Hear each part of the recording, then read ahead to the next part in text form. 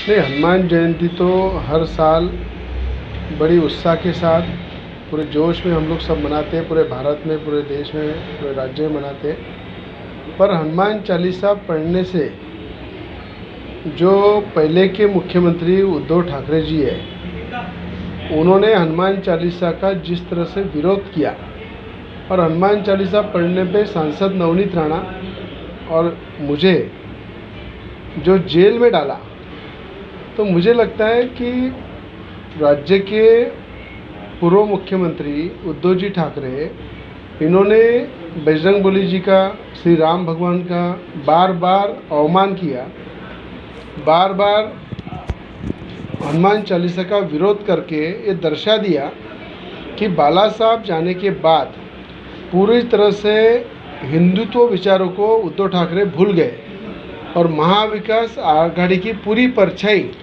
कांग्रेस और एनसीपी की वो उद्धव ठाकरे जी के मातोश्री पे, उद्धव ठाकरे पे गिरी है।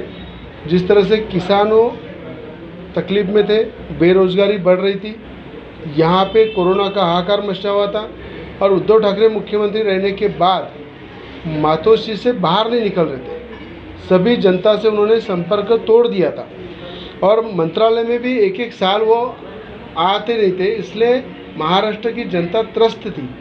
किसान आत्महत्या कर रहे थे, किसानों की फसल पूरी तरह से ख़राब हुई थी, पूरी तरह से महाराष्ट्र की जनता परेशान थी।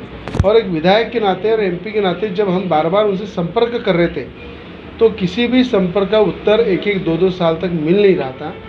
तब हमने कहा, जो महाराष्ट्र पे संकट आया है, उस संकट को दूर करने के लिए बजरंगबली के विचारों से हनुमान चालीसा का पठन किया जाए।